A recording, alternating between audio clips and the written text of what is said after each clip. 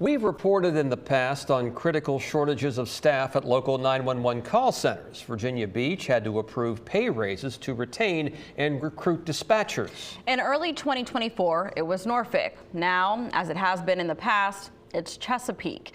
Investigative reporter Chris Horn shines a light on what can happen when you make the call and hear 911, please hold. Chris? Yeah, Aisha, that's essentially what a Chesapeake father heard while his daughter was having an allergic reaction at a local restaurant. It could have cost her her life. Her father couldn't make a crucial connection when she needed a lifeline. For a 10-year-old with a food allergy, it was the worst possible reaction. This wasn't like any reaction she had had before. She was starting to struggle to breathe. Her throat was starting to get really tight, and you could see that she was really scared. Every minute, every second counted. My husband started to call 911 and he was ultimately placed on hold. A new problem? Hardly. Here's a previous story. Ideally, we want to be able to answer the phone and start delivering that service within 30 seconds of the phone starting to ring. Unfortunately, because of our manpower, that's not always possible. That we covered in Chesapeake 4 years ago when the city was short by 24 dispatchers. The Medell family was with neighbors at a Chesapeake restaurant.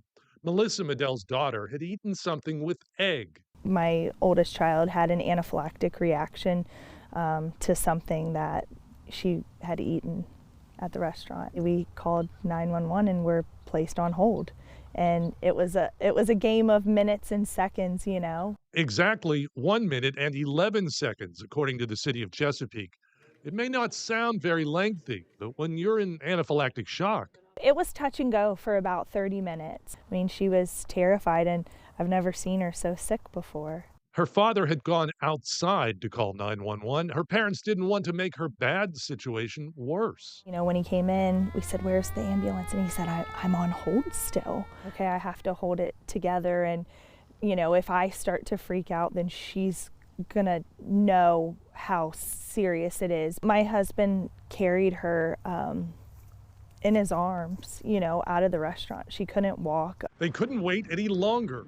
Medell and her daughter jumped in their neighbor's truck. He took them directly to the hospital. We were deep in prayer. We were praying over her. We were having this outer body experience, you know, like, you know, it didn't seem real. The emergency room staff began treating the 10-year-old girl. She had all the leads on her.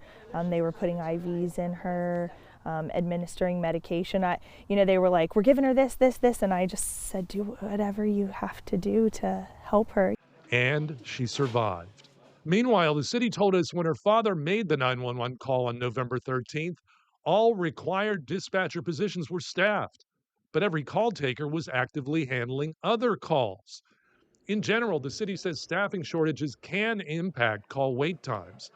And right now, Chesapeake Emergency Communications is running at 29% below full staff. In the meantime, the Medell family has advice. Having some sort of plan, you know, in place to take care of yourself, to take care of your neighbors, to, you know, take care of your family if, God forbid, you're put on hold. Now, the 10-year-old girl is still on medications to help with any sort of relapse. And the city says they have a program, and they are actively recruiting and have partnered with Chesapeake Public Schools to train high school students who want to get certified as 911 dispatchers. We got more on that right now on wavy.com. Chris Horn, 10 on your side.